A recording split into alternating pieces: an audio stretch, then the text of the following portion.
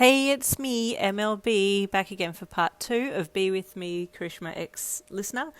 I just want to say a massive thank you to all my Wattpad followers, mutuals alike, for all the love that you've extended to me. I know I thank you guys all the time, but I'm hoping that now you can hear my voice, you can hear the sincerity in it, because Wattpad, let's be honest, it's a shoe when it comes to showing emotions.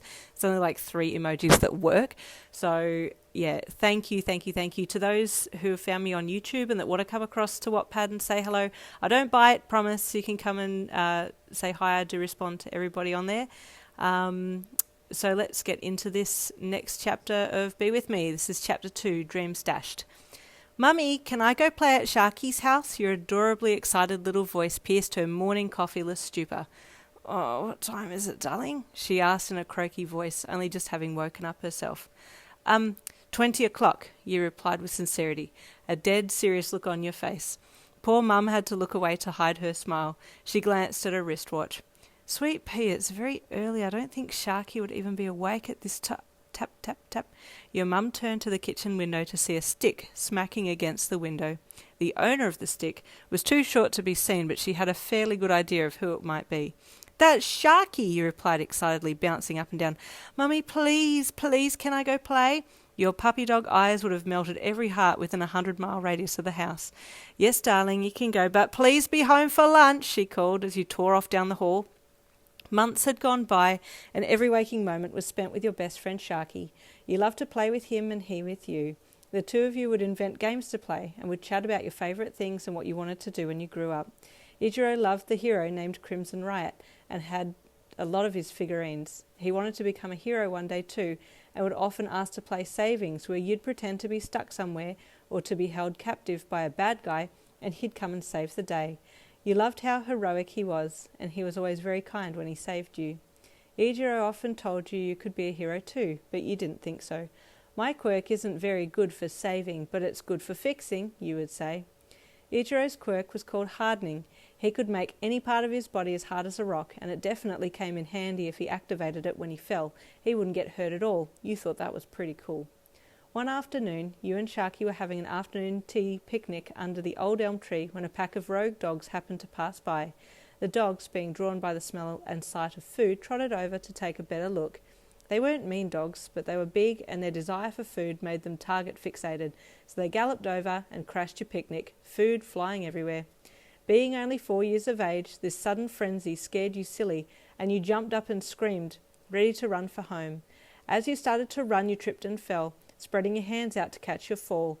Because of the spike in adrenaline in your system, your body activated your quirk subconsciously, and a thick glue oozed from your fingertips, fastening you to the ground. This wasn't the first time your quirk had manifested, but being only new at having a quirk, you didn't have complete control over it, and it was known to be set off at random times. You screamed in terror when you realised you couldn't get up and looked around wildly for Eijirou. You could see him still running ahead and screamed his name. His steps faltered and he looked back, fear etched into his little face. Because of your screams for help, the dogs moved their attention to you, trotting over to see why this little human was making such a hideous noise. One dog found some crumbs and leftover jam on your cheeks and started licking your face profusely. You screamed again and tried to get away, but your glue held you fast. From where Eijirou stood, it looked like the dogs were mauling you, and his stomach churned at what he deemed to be a sickening sight. She's dead, he thought. I couldn't save her, I was too scared. Tears flooded down his cheeks as he ran for home, your terrified screams echoing in his ears. As he got closer to the house, your mother came flying out the door. She had heard the screams and recognised them as her little girls. She took one look at Eijirou's crying face and panicked, thinking the worst. Honey, get your mum, she yelled as she raced past him and off down the street. She rounded the corner and saw the pack of dogs pinning you to the ground and pulled one of her shoes off, pegging it at the pack of dogs and managing to nail one in the side of its head. It yelped in pain and ran off, the other dogs following after it. You were bawling and screaming, and your mum quickly looked you over for any wounds. Sweetheart, are you okay? Are you hurt? She cried, trying to pick you up off the ground. Mummy, my hands, you screamed as she tried to lift you off the ground. What happened to you? She saw the glue. Oh, dear. Okay, darling, don't worry, we'll get it unstuck. She kissed your tear-stained cheeks and kissed your forehead. Are you hurt, darling? Did the dogs bite you? No, Mummy, you sobbed. They just started jumping on me and I couldn't get up. Okay, sweetheart, don't worry. Sharky's gone to get help from his mummy. She'll be here very soon, she reassured you. Slowly you calmed down, sniffing every so often and blinking to get the tears out of your eyes. Your mum sat back beside you on the dirt and held you close. Almost immediately after that, Eijirou's mum rounded the corner, but no Eijirou was there. Together they got your hands free of the ground and your mum carried you home to wash the remaining clods of dirt off and dissolve the glue.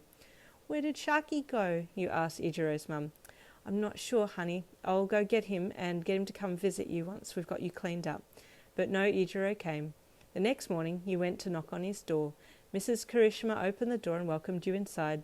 Eijirou, honey, Icky's here to see you, she called up the stairs. Silence was the only reply. That's odd, he was there just a minute ago, she said, tilting her head. Oh, that's okay, Mrs. Kirishima.